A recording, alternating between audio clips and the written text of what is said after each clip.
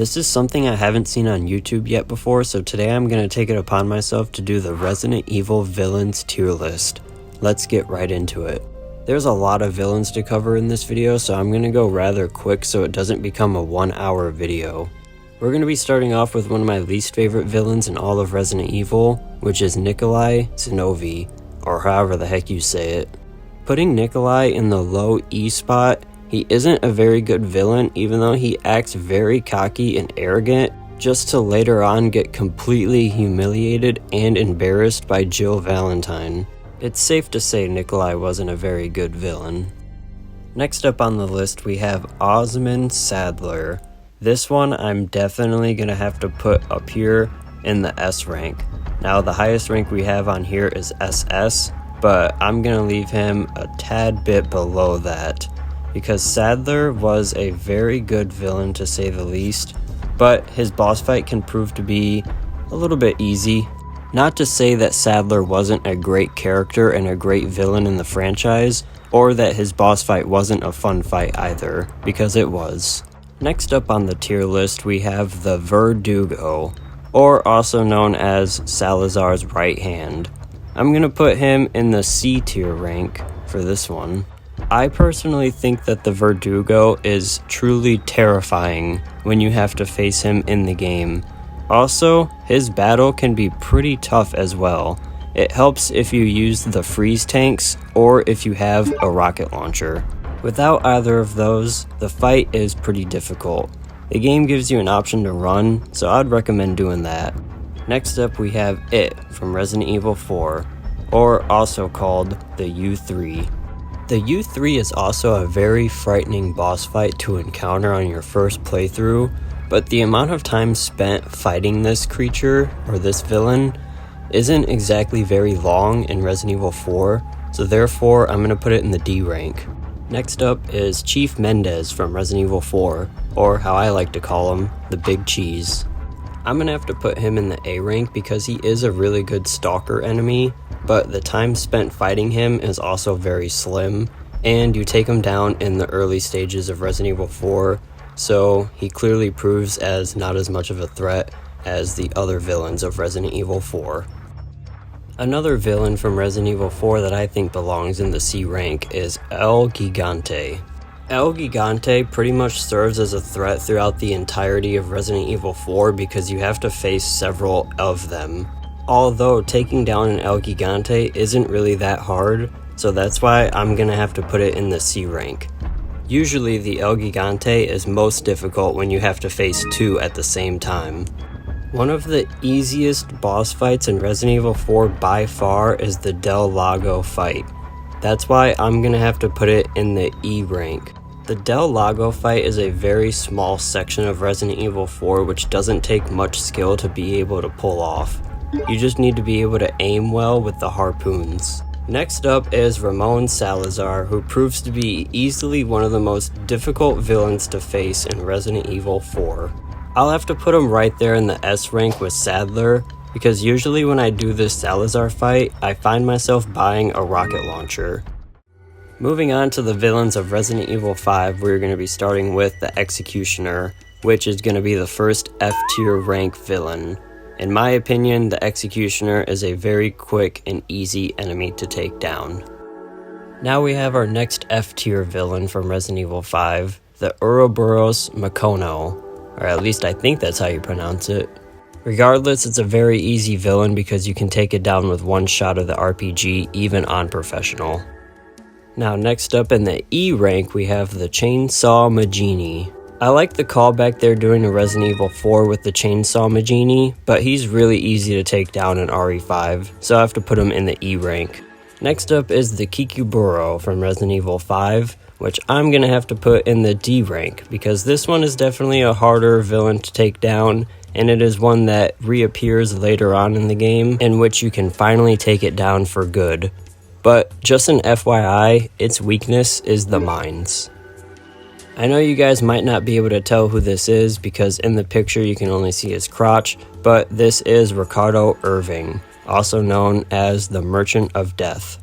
I put him at the very top of the D rank just because I really liked his character, and his boss fight did go on to be a bit of a challenge. I'm hoping we get RE5 Remake so we can see what they'll do with Irving's character in the future. Next up is the U8 from Resident Evil 5, which is completely a useless villain. It serves very little purpose in the storyline of Resident Evil 5, so it's an F tier. Next though is the one and only Albert Wesker, who is going right up there in the SS tier. But I decided while we're talking about Wesker, why don't we take this time to talk about his villain partner in crime, Jill Valentine. The idea of Jill Valentine being a villain was definitely unique in the storyline of Resident Evil 5, but it was really cool to see how she was able to become such a badass and agile character with the help of Albert Wesker. With that being said, I'm just going to have to place Jill in the B rank because I don't think she deserves to be a villain so much, even though when she was a pretty badass villain. Now with Excella here, I'm going to have to put her in the B rank along with Jill because I really liked the idea of her character as a villain, but she didn't last long in Resident Evil 5. Now moving on to one of, if not the best stalker enemy in all of Resident Evil, that is Jack Baker. The whole Baker family played a really sadistic, scary, kind of psychopathic role that really had you on edge, almost as if you were inside the Texas Chainsaw Massacre house. But I can't even begin to express how many times you take down Jack Baker in Resident Evil Biohazard and then think that he is done for good, just to have him come back over and over again. He is really relentless, and it makes him a great villain in Resident Evil. Now we must move on to Marguerite Baker, who was a pretty scary character and villain for the time, so I'm gonna have to put her in the B rank. Now there's a couple sections in Resident Evil Biohazard that include Marguerite Baker, but for the most part, like I said, Jack Baker is the most relentless character. When it comes to Marguerite Baker, her character is geared a lot more towards the idea of having insects and bugs living throughout her, which if you're somebody that gets grossed out easily by bugs and insects like myself, then RE7 Biohazard isn't going to be that pleasant for you. Now we have the son of Jack and Marguerite Baker, which is Lucas Baker. And I'm going to have to put him in the A rank. Lucas Baker, out of all of them, I think played the character of being a psychopath the best, and really gave you the idea that he had a screw loose somewhere in there in his head. He's a really underrated character, and he also reminds me of Chop Top from Texas Chainsaw Massacre, so I'm gonna have to put him in the A rank. Now we have Evelyn from Resident Evil Biohazard, but I believe she was in Resident Evil Village as well. I know, if I'm not mistaken, Evelyn is probably a fan favorite character in the Resident Evil storyline, so I'm gonna have to put her in the B rank, but in my opinion, I think that she wasn't that scary in Resident Evil Biohazard, and she didn't really pose that much of a threat as much as Jack Baker did or the rest of them. If you guys disagree on how I feel about that, then please let me know down in the comments, but other than that, let's move on to the villains of Resident Evil Village.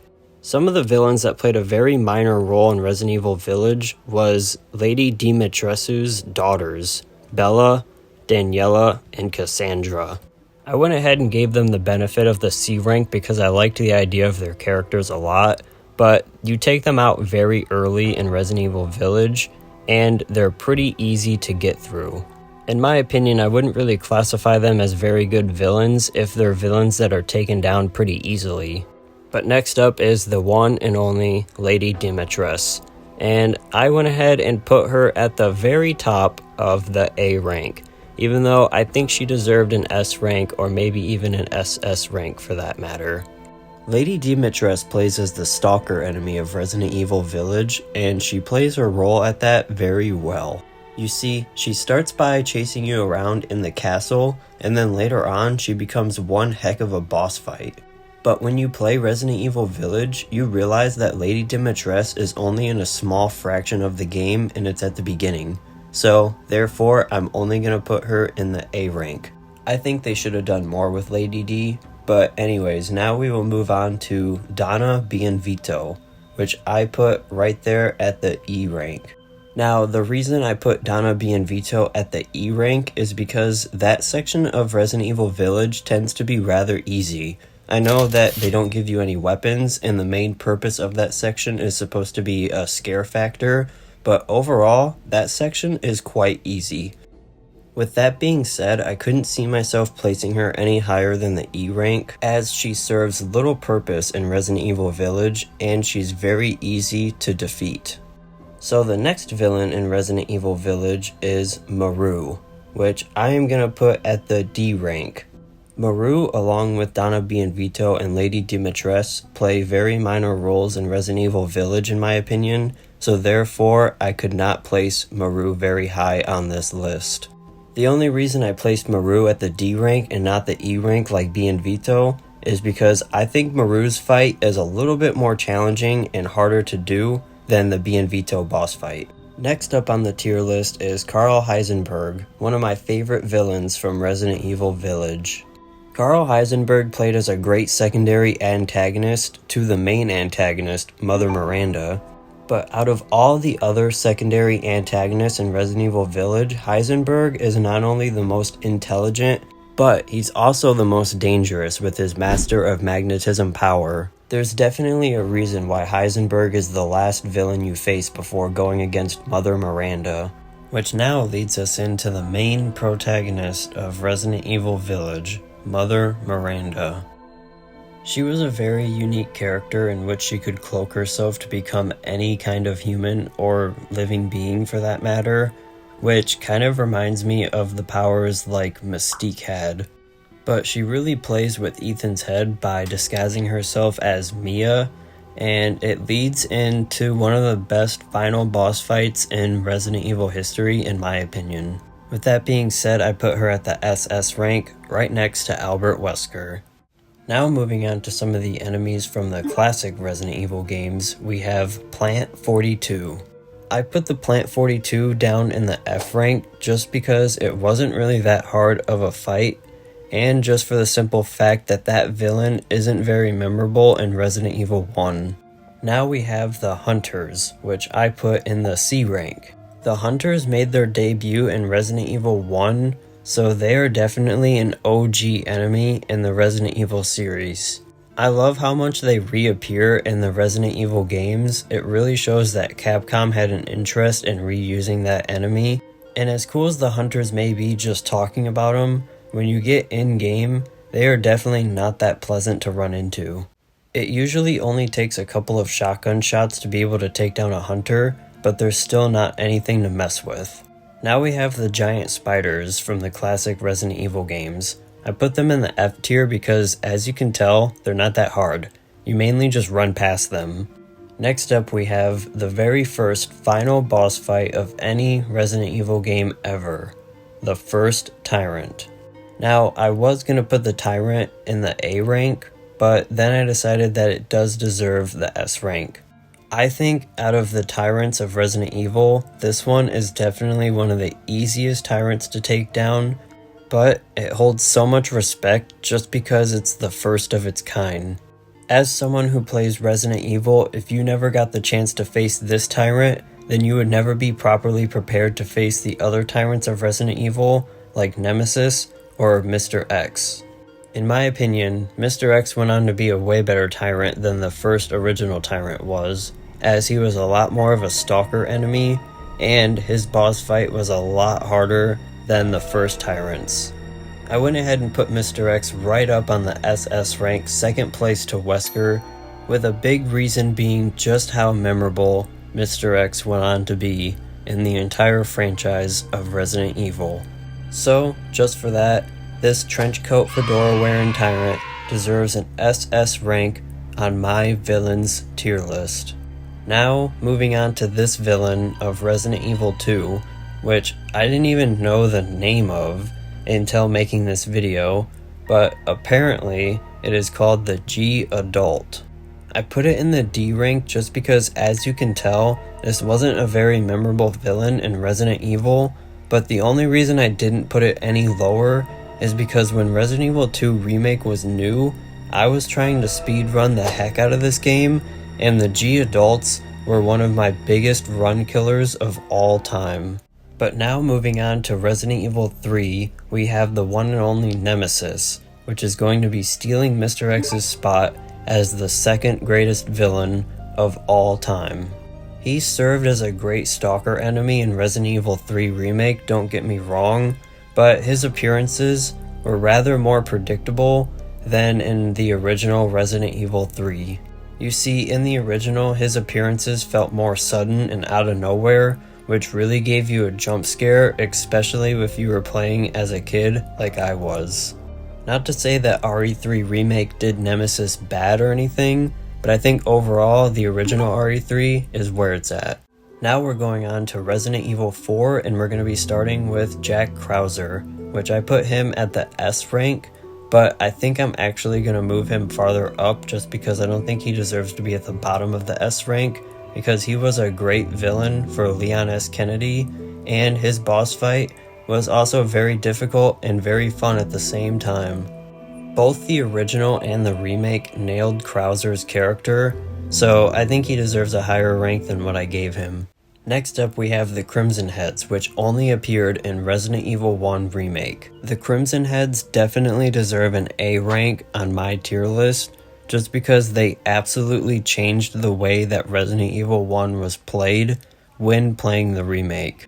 Also, the Crimson Heads being able to run after you was a terrifying sight to see. Okay, I'm gonna go ahead and wrap up the rest of Resident Evil 1 Remake, as now we're talking about the Yawn, which was the giant snake in Resident Evil 1 and Resident Evil 1 Remake.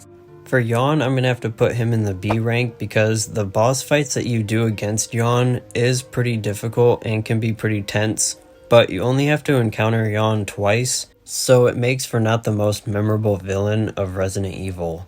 But moving on now is Lisa Trevor, which I put in the A rank. Lisa Trevor was a very, very unique character that they added in Resident Evil 1 Remake, and even though she's super creepy and scary looking, she doesn't pose that much of a threat as you think that she would in Resident Evil 1. If she did, I would have gladly put her higher up on this tier list. Now we have finally made it to the last villain of Resident Evil, which is Mia Winters. I wasn't so sure where to put Mia, so I decided to just put her in the middle kinda, so I put her at the C rank. People that played Resident Evil Village and only played that and remember Ethan and Mia from it are probably very confused as to why Mia is a villain and is on this tier list, but for those of you that remember, she was a very scary and creepy villain to encounter that we had to take down as Ethan to get her out of her weird Baker family curse that she was put in. There you have it, that's it for my tier list, except for the small fact that I am putting Krauser a little bit higher up on that S rank tier. Now that we're done, we can go through and review my tier list now, so this is my Resident Evil villains tier list. The SS rank villains are Albert Wesker, Nemesis, Mr. X, Mother Miranda, and Jack Baker. Second best villains in the S rank are Osmond Sadler, Salazar, Krauser, Heisenberg, and the First Tyrant. A rank villains are Lady Dimitrescu, Big Cheese, Lucas Baker, Crimson Heads, and Lisa Trevor. B rank we have Jill Valentine, Excella, Marguerite Baker, Evelyn, and Yawn. C rank is Verdugo, El Gigante, the Dimitrescu sisters, Hunters, and Mia Winters. Now the D rank is Irving, It, Kikiburo, Maru, and the G Adult. The E rank is Nikolai, Del Lago, Chainsaw Magini, and Donna Bienvito. Lastly, the F rank we have the Executioners, the Ouroboros Makono, Plant 42, the Giant Spiders, and the U8. So that wraps up my tier list for today. Hopefully you guys enjoyed. If you did, put down in the comments if you agree or disagree with this tier list. Make sure you hit like and, of course, subscribe for daily videos. And with that being said, I'll see you guys in the next video tomorrow. Peace.